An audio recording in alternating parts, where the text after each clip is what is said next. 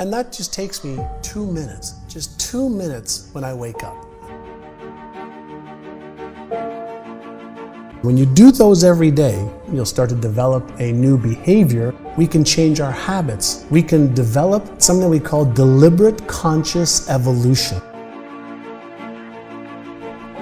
All of the latest research shows that it takes an average of 66 days. In the old days, it used to be 21 days, but that's just because of old book back in 1970s called Psycho-Cybernetics. Maxwell Maltz, he noticed that when people had facial reconstruction done through plastic surgery, that even when they looked in the mirror after the surgery, they didn't see a change.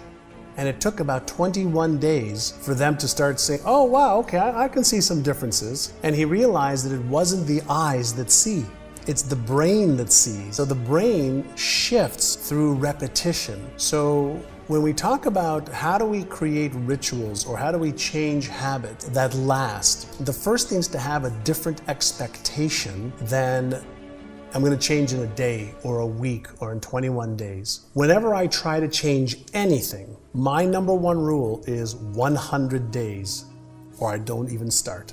It's a 100-day commitment. The expectation of following through, I make pre-commitments in advance. So if I say, let's say I'm going to stop drinking coffee. I say, okay, I'm going to stop drinking coffee. I commit to it for 100 days. And then I write out, well, what will you do in the morning when you wake up and you want a coffee? What will you do when you're at a restaurant with friends and everybody's having a coffee? What will you do? So you counter any of the behavior when you know the trigger is going to happen. Every habit has 3 parts to it. There's something that triggers the emotion, there's the behavior, and then there's the neurological and biological reward. So when you understand the habit part of any ritual, you understand that because we are conditioned a certain way, we're going to have a trigger. Whether it's a flower, whether it's waking up, whether it's a girl or a guy or children coming home, it triggers a response in the brain or reaction in the brain. Well, if we change the behavior over the course of 100 days, we'll still get the reward.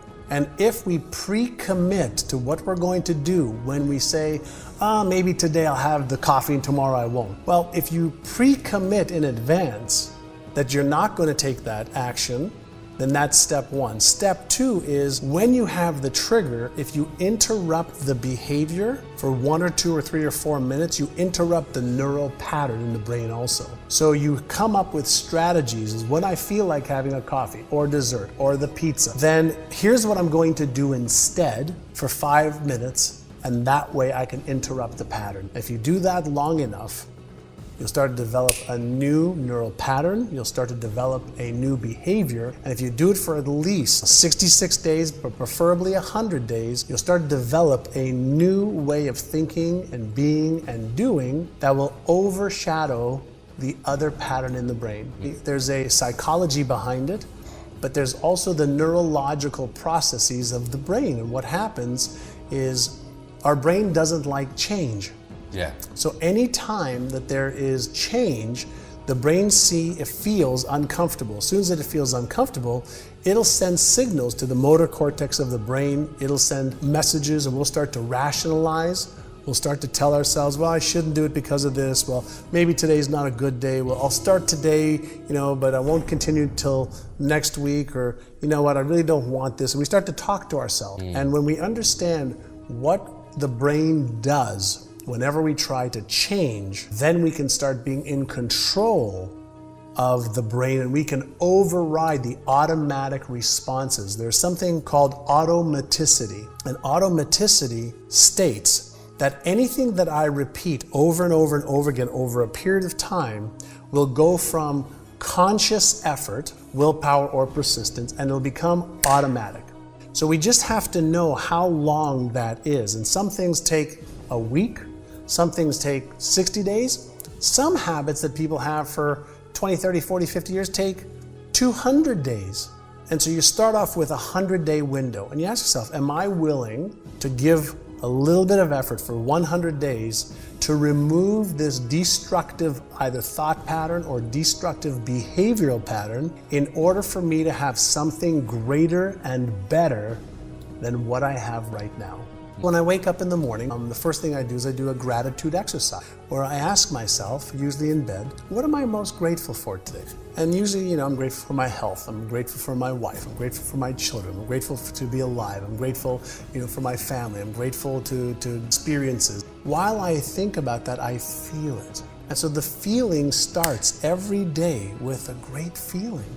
And then I go to exercise to take care of my body. Usually 1 hour. I just do it to give my body the physical exercise. Then as soon as I finish my exercise, so then in my gym, I have two things. I have a vision board for my physique and my body and my health. But then I also have something called an achieved board. Some of the things that I achieved in the past. So before I go into my meditation, I look at my achieved board. I get emotionally associated with it to remind myself that when I set my mind to achieve something, I can do it. Most people focus on what's not working. This isn't going well. This didn't work. I want to remind myself every day of look how many things I was able to accomplish by being clear, by being passionate, by using these rituals. And then I look across, because I have a mirror in the gym, and I say, I love you the way you are. I accept you just the way you are, with all of your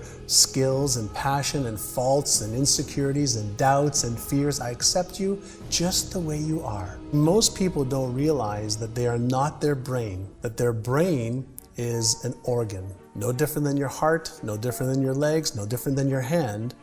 And since we're not our brains, we can learn how to use the different parts of our brain. But for the first time in the history of our species, hundreds of thousands of years on the planet, we're finally, in the last 10, 12 years, able to look a little bit inside the brain. And there's more circuitry in your brain than there is in all the telephones connected in the whole world. There's more circuitry in your brain than there are stars. And so when you start to go, wow, there's some real power within me, and if I learn how to use it a little bit better, maybe I could be happier, healthier, wealthier, have more purpose, have more meaning in my life. And so when you start to realize that you have so many gifts on top of the challenges that we all have, everybody has problems, everybody has things they're insecure about, they don't have confidence around, they don't have certainty.